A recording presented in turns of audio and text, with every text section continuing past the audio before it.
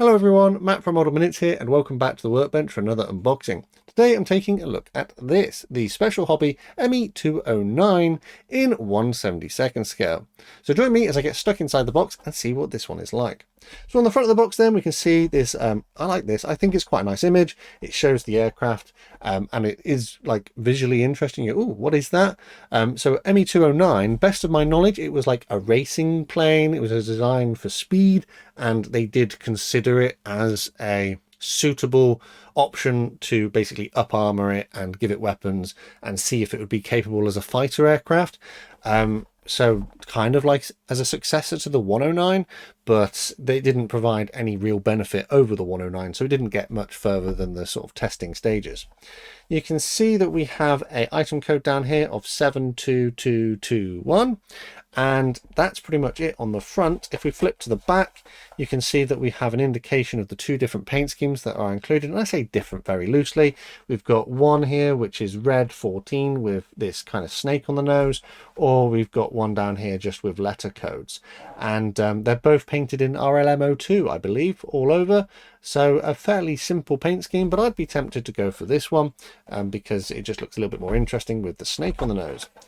Thin edges, we have an address here for Special Hobby. We do have a safety warning and a QR code. And then we have on this side just information that this is a plastic model kit. Thin edges feature the same that we've already seen, so nothing new there. Didn't see a copyright date or a tooling date on here. Maybe something will appear as we open the box. So let's get inside the box and see what we have. So the parts are all in a bag. We'll look at the instructions first. That's where I like to begin. We have a bit of information about the actual 209 here. You can see that we've got it printed in color, which is pretty good. And if we turn over the page, we have a sprue map, which is always handy to have. Some of these parts we don't need. It does actually have parts in here to replicate a different version of the 209. I think when it was actually a racer, but because I've got like the sort of combat development version, I don't necessarily need them. We have a selection of paint colors here, which they've suggested from the guns range. But obviously I'll pick my own, and then we have a key to the different symbols down the bottom, and then we begin our assembly. So it looks like it's relatively straightforward.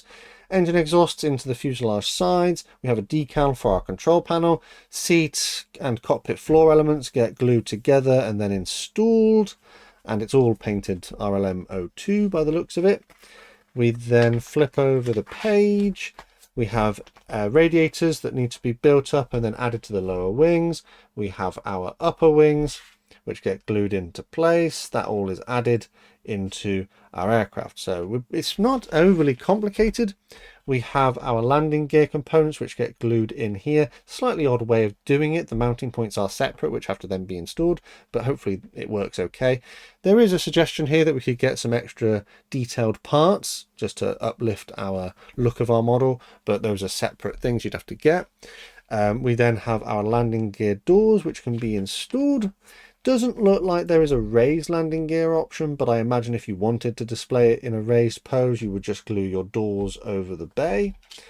Then we turn over, we have a clear canopy, again only positioned in the closed position because it comes as a single part.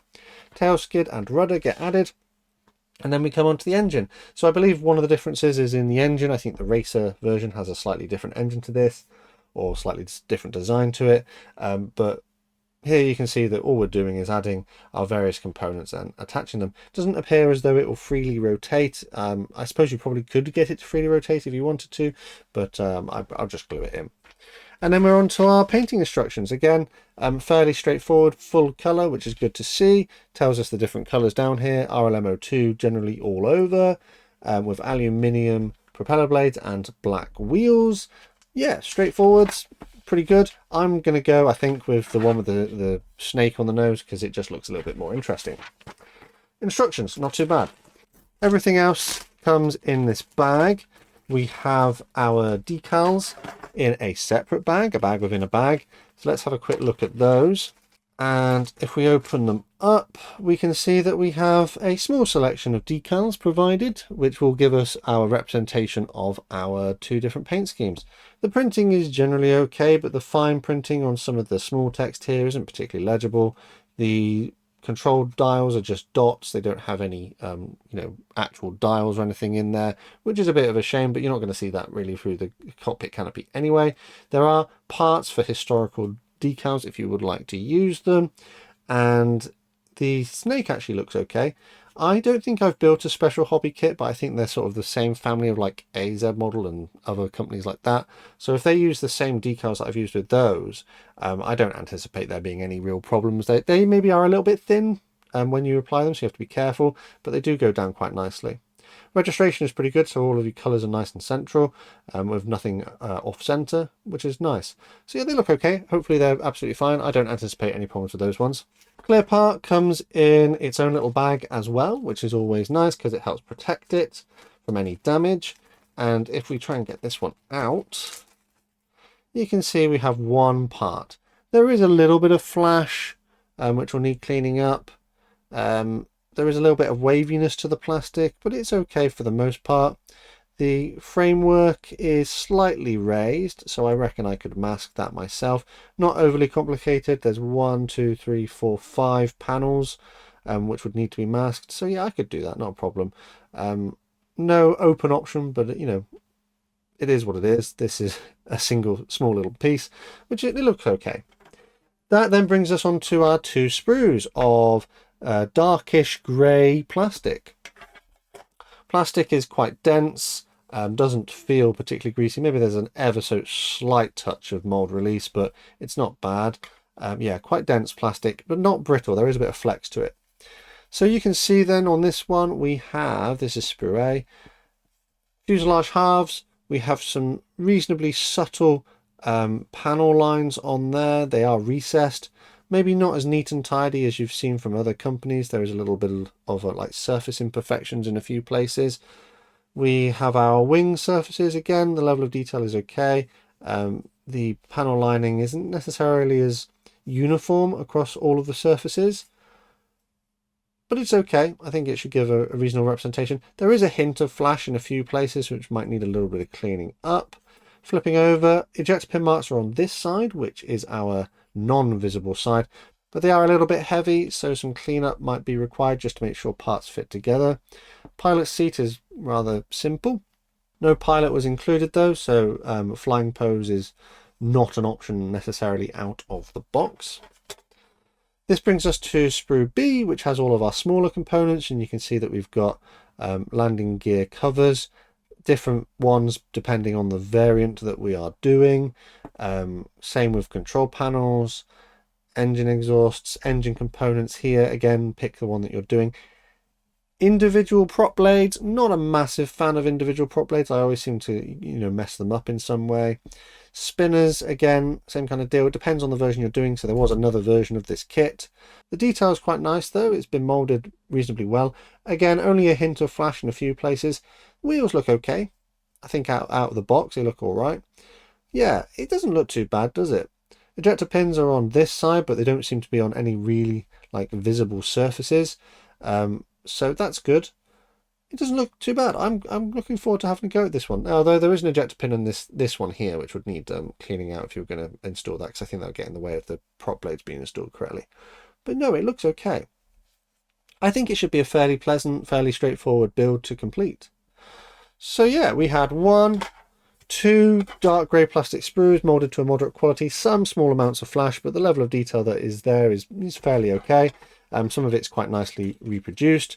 Different options are molded in depending on the different version you're going to do. You have one clear part, maybe not the best clear part I've ever seen, but perfectly usable. A little bit of flash to clean up, but yeah, okay. One sheet of decals, printed to a nice quality, perhaps not the best printing I've ever seen, but absolutely usable and no real complaints there. Instructions are printed in full colour and seem to be fairly straightforward to follow, which is always good. Again, didn't see a copyright date on here that I could notice. Doesn't mean there isn't one, it just means that at this moment in time I just didn't see one. Copyright dates are not always indicative of a tooling date, however. All of that came contained within this box. I like the artwork. I think it looks really cool. It makes you think, oh, 209, what's that? Is that a development of the 109? So it's you can see there's like design choices that are sort of shared with it. So you can sort of see the lineage there from the 109. So let's talk about the age of this kit then. From what I can see online, this is a 2018 tooling, and this must obviously be a 2018 release and been manufactured at some point since then. So it seems fairly consistent with the standards and quality that we expect from model kits today. The other version, as mentioned, that is designed into this kit is for the actual racer aircraft, and that boxing has been available at the same time. But as far as I can tell, I had a look on the Special Hobby website, it doesn't seem to be currently in production. So it's a bit hard for me to determine what the RRP is for this one if it's not currently listed on the website, but from looking around online it seems that it's retailing for between £12 and £15. If you can find it at the lower end of that price, I think it's not a bad product to pick up to add to your stash. I don't think it'll be overly complicated to build, I don't think it'll be too challenging. I think actually if you're a beginner and you're just getting started, yes, I think it's a slightly kind of maybe a little bit more short run than other mainstream manufacturers out there, so it might have some fit issues in a few places, but I think painting wise, given that it is a single color and it's primarily just this color all over, that won't be too bad. I think that it could be fairly simple for a beginner to paint. And there's not that many decals, so you can make relatively quick progress with it. So that's probably what I'll do. I'll probably just throw a single color over the top and call it done. So yeah, I'm looking forward to having a go at this one. I've been enjoying building some German aircraft recently, and this is just something different to put on the shelf. And I'm sure people go, oh, what's that? And it's nice that there has been a model kit created of this particular aircraft type. And with that, I'm going to leave this one here. Let me know down in the comments what you think of my unboxing review and if my assessment of this kit was fair. Don't forget that we do have a Model Minutes Model Club, and if you'd like to join the club and get exclusive access to early videos and other perks, check out the links in the description. Massive thanks to these Model Club members for the extra support they give the channel, helping me to create consistent content. There are other ways to help support the channel if you'd prefer, but the best way to support the channel for free is by subscribing with notifications turned on so you never miss a modelling upload. Finally though, last thing to say is a massive thank you to you for watching this one, and I'll see you on the workbench again next time.